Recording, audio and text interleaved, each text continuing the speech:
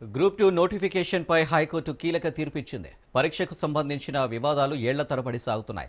2019లో విడుదలైన సెలక్షన్ లిస్టును పూర్తిగా రద్దు చేస్తున్నట్లు ధర్మాసనం ప్రకటించింది. ఈ కేసు సంబంధించి గ్రూప్ 2 పరీక్షల్లో ఓఎంఆర్ షీట్లను తారుమారు చేశారనే ఆరోపణలపై పలు అభ్యర్థులు దాఖలు చేసిన పిటిషన్లో కొన్ని ఓఎంఆర్ షీట్లు రికార్డులు, మార్కుల వివరాలు అనుమానాస్పదంగా ఉన్నాయని వాదించారు. ఈ అంశాలన్నింటినీ పరిశీలించిన కోర్టు టీజీపీఎస్సీ తీసుకున్న నిర్ణయాలు పూర్వపు ఆదేశాలను పాటించలేదని స్పష్టం చేసింది.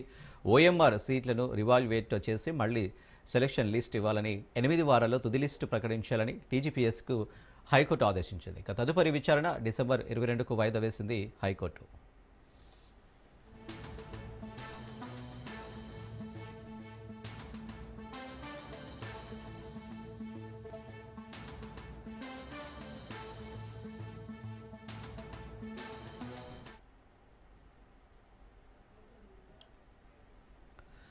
గ్రూప్ 2 నోటిఫికేషన్పై హైకోర్టు కీలక తీర్పు ఇచ్చింది. పరీక్షకు సంబంధించిన వివాదాలు ఏళ్ల తరబడి సాగుతున్నాయి. 2019లో విడుదలైన సెలక్షన్ లిస్టును పూర్తిగా రద్దు చేస్తున్నట్టు ధర్మాసనం ప్రకటించింది. ఈ కేసుకు సంబంధించి గ్రూప్ 2 పరీక్షల్లో ఓఎంఆర్ షీట్లను తారుమారు చేశారనే ఆరోపణలపై పలు అభ్యర్థులు దాఖలు చేసిన పిటిషన్లలో కొన్ని ఓఎంఆర్ షీట్లు, రికార్డులు, మార్కుల వివరాలు అనుమానాస్పదంగా ఉన్నాయని వాదించారు. ఈ అంశాలన్నింటినీ పరిశీలించిన కోర్టు టీజీపీఎస్సీ తీసుకున్న నిర్ణయాలు పూర్వపు ఆదేశాలను పాటించలేదని స్పష్టం చేసింది.